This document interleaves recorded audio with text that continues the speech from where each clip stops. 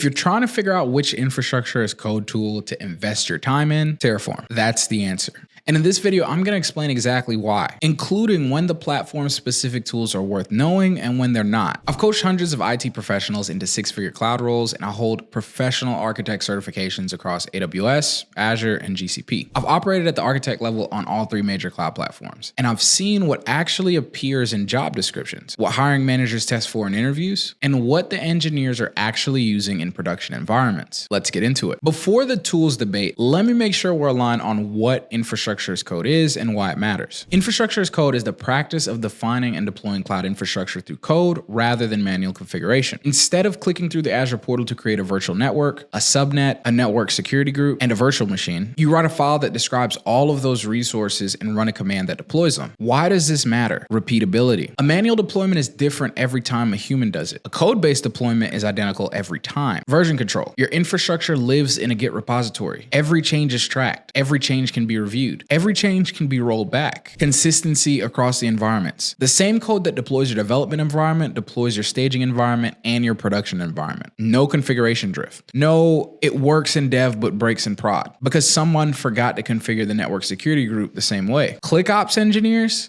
who configure infrastructure by clicking through the console, are not competitive for the roles that pay well. Here's the practical version of that statement. Two candidates apply for the same cloud engineering role. Both have AZ 104, both have project work on their resume. Candidate A built their projects by clicking through the portal. Candidate B built their projects in Terraform with remote state, variable parameterization, and a CI/CD pipeline managing deployments. The hiring manager asked both, walk me through how you would deploy a new environment for a client. Candidate A describes clicking through the console. Candidate B describes writing a module, storing state remotely, and running a GitHub Actions pipeline that validates every change before it applies. One of those answers gets the offer. Infrastructure as code fluency is now a baseline expectation for serious cloud engineering positions. The question is not whether to learn it. The question is which tool to invest in. Let me give the platform-specific tools a fair assessment before I tell you why Terraform wins. Azure Bicep. Bicep is Microsoft's domain-specific language for deploying Azure resources. It's cleaner and more readable than its predecessor, ARM templates, which were notoriously verbose and difficult to write by hand. Bicep compiles down to ARM JSON under the hood. If you're working in a shop that's already deeply committed to Azure and uses Bicep as a standard, Bicep is worth knowing. It has good Visual Studio Code tooling, solid Azure documentation, and it integrates natively with Azure DevOps pipelines. The limitation is obvious. Bicep only works with Azure. The moment you need to touch an AWS resource, a GCP resource, or a third-party service provider, Bicep can't help you. AWS CloudFormation. CloudFormation is AWS's native IaC tool. Templates written in JSON or YAML. Deep integration with the AWS ecosystem. If you're working at an organization that's been on AWS for a decade and has thousands of CloudFormation stacks, understanding CloudFormation is practically necessary for that specific environment. Same limitation as Bicep, US only. CloudFormation also has a reputation for being verbose, slow to deploy, and difficult to debug when something goes wrong mid-stack. AWS CDK, the Cloud Development Kit, is the newer alternative that lets you define CloudFormation stacks in TypeScript, Python, or other languages. Better developer experience. Still, AWS only. Pulumi. Pulumi is worth a brief mention because it comes up in conversations. It allows you to define infrastructure using general-purpose programming languages. TypeScript, Python, Go, C. It's cloud agnostic and it supports AWS, Azure, GCP, and dozens of other providers. If you're a software engineer moving into platform or DevOps work and you already are fluent in TypeScript or Python, Pulumi has a genuine case. But for the majority of cloud engineers in the market right now, Terraform has more adoption, more documentation, more community resources, and more hiring demand. Here's the argument for Terraform in plain terms. Terraform uses providers to interact with cloud platforms and third-party services. There's providers for Azure, AWS, GCP, Kubernetes, Datadog, PagerDuty, GitHub, Cloudflare,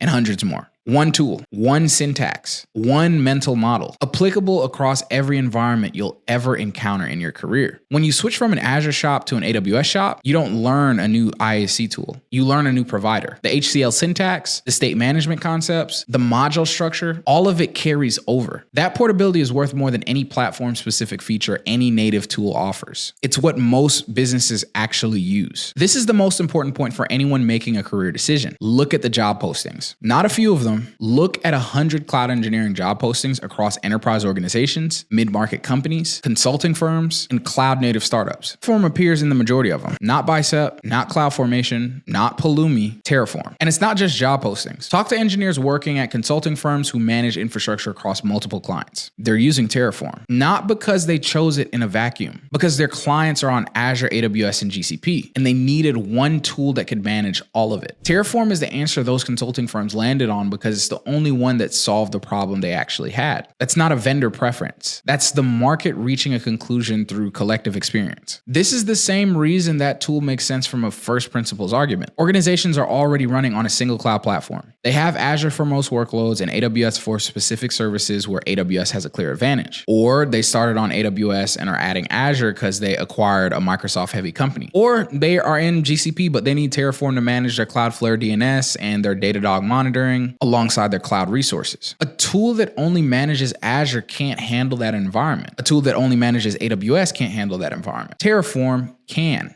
The learning investment compounds. Once you learn Terraform, every hour you spend on it builds knowledge that transfers to every future role you take. When you learn Bicep, every hour you spend on it builds knowledge that's useful exactly as long as you stay in Azure-only environments. For a career that might span 30 years across dozens of organizations, the compounding value of platform-agnostic knowledge is significantly higher than the compounding value of platform-specific knowledge. Every Terraform module you write today is knowledge you carry to every job you take for the rest of your career. The syntax doesn't change when you change employers. The state management concepts don't change. The module structure doesn't change. You get better at Terraform by using Terraform, and every hour you invest on it builds every hour before it. That's not true of Bicep. That's not true of CloudFormation. Both those tools require you to start rebuilding context the moment you leave the platform they serve. The HashiCorp Terraform Associate certification is recognized and respected. The Terraform Associate validates your Terraform knowledge in a way that hiring managers recognize. It's cloud agnostic. It appears on job postings across all three major cloud platforms. Getting it after passing AZ 104 or SysOps signals to hiring managers that you can write and manage real infrastructure and code, which is the operational capability that separates cloud engineers who get hired from the ones who don't.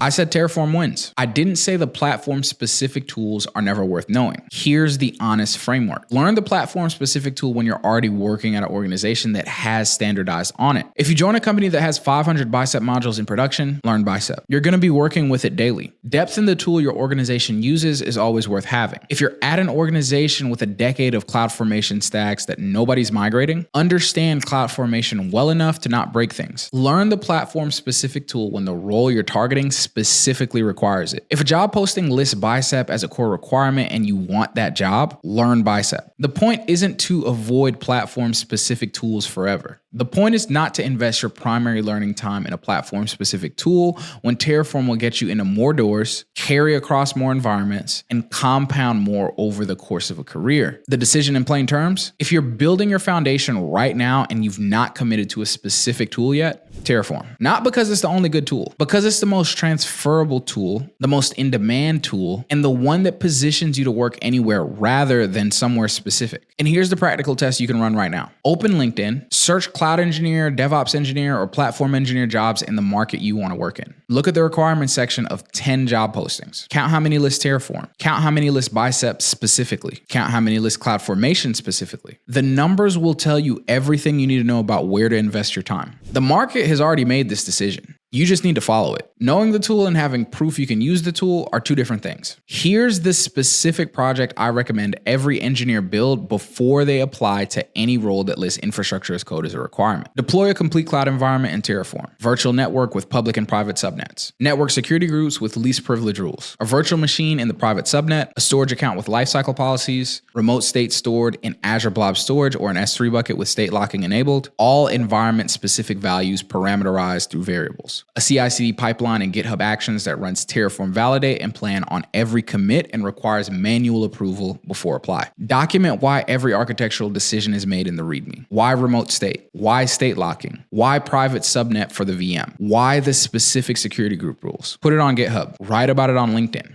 That project demonstrates the exact capability that hiring managers are testing for when they list Terraform in a job description. And it doubles as your certification preparation. Because building real infrastructure in Terraform before you sit the Terraform Associate exam means the exam tests knowledge you already have from practice, not knowledge you're trying to memorize from flashcards. I've linked some resources in the description, including the official Terraform documentation and the HashiCorp Terraform Associate study guide. If you want to build this project alongside engineers who are already doing it, the link in the description will take you to our free community. As always, see you in the next one.